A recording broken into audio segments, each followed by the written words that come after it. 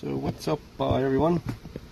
I said that we would do a quick showing video of the American snapping turtle that we kind of rescued. We got it a 10-gallon aquarium. I think it'll be fine now. We're going to get a filter and some stuff for him to climb on.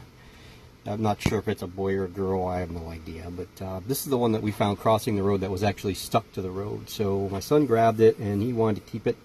So we're going to hang on to it for a while and see what happens. It's been a good eater. It eats 4 or 5 minnows at a sitting every few days. It eats the night crawlers. It's eating the turtle pellets, the reptile pellets. Just tried feeding it a roach, didn't want everything to do with that, but I think that's because I picked it up and brought it in here with me. But yeah, that's him. He's, I don't know, 4 inches, probably from nose to tail, without his head being completely stretched out. But yeah, they're pretty cool. I had a snapping turtle when I was a kid. I lived in one of those little plastic kiddie pools out in my backyard for, I don't know, 5 or 6 months till somebody stole them. But I was pretty devastated. So it's kind of cool to have another one in the house, and you know, another thing that we can learn about and observe. And once it gets to the point where he's, you know, too big for us to handle or keep, then we'll release him. It'll probably break my son's heart, but yeah, we'll release him. So I just wanted to give a quick video on him. And I was going to add the Russian tortoise, my daughter's Russian tortoise, in the video, but he's kind of buried himself underneath his little home. So I didn't want to bother him because he's still settling in. We finally got him to eat. He went weeks without eating, and he finally started eating this week, and it was turnip greens that actually got it going. So yeah, we didn't put the water very deep. You know, at the aquarium we'll fill it up a little bit more, but I want him to make sure that he has, you know, he can put, I just put that little decoration in there. I used to use that for one of my tarantulas, but they climb up inside and web in there, and then you can't. My Hapalopa species Columbia large female used that hide. It's not conducive to a tarantula. I mean, you could probably use them if you don't mind, you know, if you get the ones that don't web. But she webbed the crap out of it, and then she got up in the crevice, and I couldn't get her out, so I finally ditched the idea of having it with her. That was long before I shipped her off to Vlad. But yeah, something different for the channel. You know, snapping turtle. We got the geckos, and you know, the scorpions, and the Pac-Man frog. We'll probably feed the Pac-Man frog tonight. And then the Russian tortoise and my daughter's rats, who we're pushing a year and a half we've had them, and they were a month old, so probably 19 months. They usually only live about 2 years. I think one's on the decline now, so she loves those rats. So I'm sure once those die, we're going to have to get her some new ones. And the rats are actually pretty cool. I'm not a rodent fan myself. I've been petrified of mice and rats my whole life. They give me the creeps like spiders do to some people. I don't know why. I had an encounter on a construction site. It was a dug down pit with concrete, and it was for a telephone company switching station. And when the concrete guys installed it, we put the conduit in, and once everything was set and ready, they needed to pull some lines through the conduit, so we went to pull the ropes. Well, what they did is they put plywood along the insides on the ground of that pit. So we had to take that plywood out to get to the conduits. And when we did that, I jumped down there and grabbed the conduit, or the plywood. And once I lifted up, there were just mice everywhere. They were crawling up my legs. Oh, I didn't want to work the rest of the day. There must have been a couple nests full of them that were in there for, you know, a good 2 or 3, 4 months, because there was just hundreds and hundreds and hundreds of them. But yeah, I'm hoping that he'll climb up on this log to give him a break from, you know, having that. What we do is we all the gravel goes to one side, and we build him a hill, which he likes, but then he ends up pushing it all down as he's swimming around. So I think with the 10-gallon aquarium, we could build up one side to give him, you know, some land if he does want to come up to land. And then, of course, the aquatic part that's down below. So I'm going to try and get some acrylic cut, and then I'll use silicone to put the acrylic down into the aquarium. This is my goal anyway. That depends on if this is all put together before I do this, because my son and my son and wife will probably end up going to the store and buying all the stuff that they want to get to put in there. But anyway, I want to put like acrylic, you know, going across here, and that'll hold the land part of it here, and then have the swimming part or the pond part on the other side with the pump going. We'll see. If I could figure out something different, so I don't have to deal with the acrylic and cutting the acrylic and the silicone and all that other stuff, I'll probably just do it like this. Maybe just build up one side with some of these, some gravel, and then maybe put some logs as barriers to hold it. I don't know what we'll do, but that's going to be up to them. They're going to decorate it, not me. So, okay, well, that's the snapping turtle, American snapping turtle, found here in McCain, Pennsylvania, stuck to a road. The whole bottom of his shell was all tarred because, you know, it was the heat of the day, and he was crawling across, and he was weak, and he just couldn't get across, so he was stuck. So when we pulled him, you know, we ripped some of the tar out. Didn't damage his underbelly at all, but my son has actually scrubbed it off with dish detergent and a toothbrush. So he cleaned them all up. He picks them up, takes them outside in the sun. He's really having a blast with this guy. So next time I get a chance, I'll try to get that get a hair swimming in here, get the Russian tortoise on there.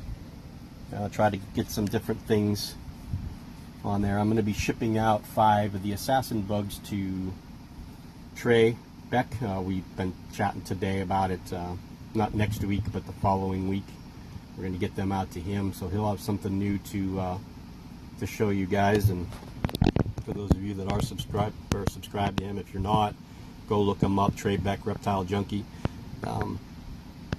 Yeah, so that's what's going on here. And did a lot of feedings today. I didn't video anything. I just was doing pictures today. I fed all the 2 shelves in the middle there. All that stuff was fed today. And my Faunopelma Simani female actually fed today, which was kind of surprising. I thought she was in pre-molt because she hasn't eaten in 238 days, and today she just decided that today was a day to eat. So you can see Luna. That's her favorite spot. She likes to be up there. And look who we have here. There's my Harpactira pulchripes. She's been sealed off for about a week. She shouldn't be in pre-molt, but she refused food last time. And the Nandu Colorado Velocis did eat yesterday. He did finally eat those 2 crickets I put in there, and she's settling in. So everything's progressing well here. You know, we're getting warmer. So we're going to have some teas molting. There's a handful of them in pre-molt right now. The Chordatus, the Izendami is in pre-molt. The Avicularia rufa is in pre-molt. I'm really excited about that one. I think the Lasiodorides polycuspalitis is in pre-molt. I got to see the centipede the other day. Actually was crawling around the side there. I still have not got confirmation yet from anybody on the proper way to keep them. I was told that they were, you know, it was a Scolopendra viridis, but other people have said it's probably a Scolopendra polymorpha pseudo viridis. And then I was also told that the common name was the Sky Mountain centipede, which is in Utah, which I would think would be very rocky and dry. But when I got it, they said to make sure that you keep the soil damp. So you know, I'm kind of 50-50 on it. I kind of wet one side and keep the other side dry, and it's been all over. There is the OBT that you guys just saw. I gave her a cricket and she downed it. I didn't video it. I just that was on the last video that I showed you guys. She was out drinking water. That's where she was right there again. She was drinking water. So she devoured that cricket pretty quick. And we fed the Hense today. The Chalcodes I skipped. The Grammostola species norte, or the Grammostola species north also Yeah, also ate today. Got today's watering was this shelf. Yesterday we did that, and her down there, and all this today. We did all this waterings today here, except for the deli cups. The deli cups and top shelf is tomorrow, and then we'll feed. I'll have to go get some small crickets tomorrow. Those little guys of Discalus and canned krakens will be ready to eat again. There is species Columbia tapenikinius. This is the cupreus. It hasn't eaten. The gigas ate. I didn't feed the pulcher because it's in pre-molt, and it looks like the aviculary might be in pre-molt also. There's the Tigrinowasselli. The Cambridgei, you can barely see legs there, ate. There is Reduncus. And the other one's here. I don't know if that one actually came up and got the food. It was pretty spooked. This is the Erminia 8. I think it's, who knows where it went now. And I'm not sure if the Everaporosauritoma ate or not. It's kind of rotated. Oh yeah, probably, because she's in a completely different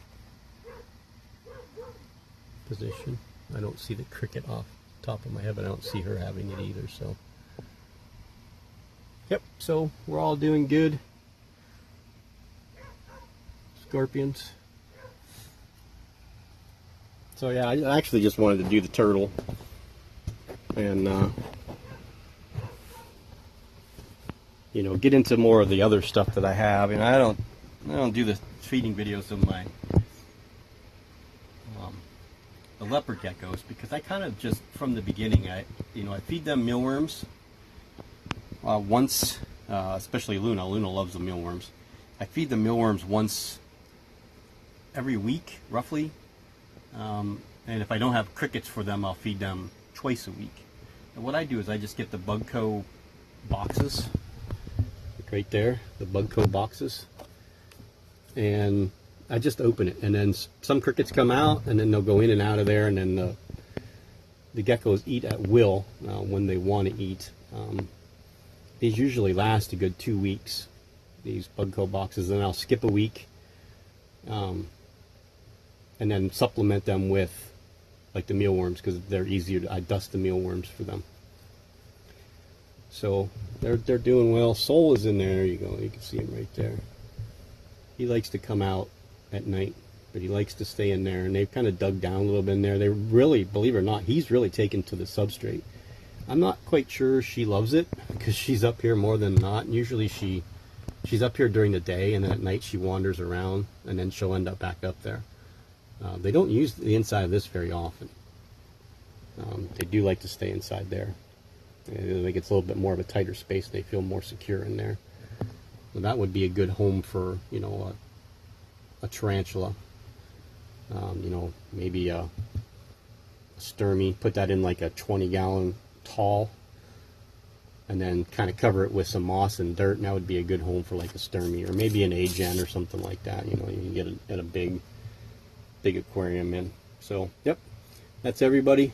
Everyone's doing good, and we'll see you guys later. This video will upload tonight, which is Saturday. My twins come home from Virginia. They were on a church mission. They went to help other churches build some things, and you know, feed homeless and stuff like that. I'm really proud of them for taking this week out of their summer schedule to go do something they normally don't. They're on their way home today. They were at Virginia Beach yesterday, which was their off day, kind of like their have fun day. And they didn't get eaten by sharks, which is a good thing. And they're on their way home, which is an even better thing. So we will see everybody soon, and thanks everyone for watching.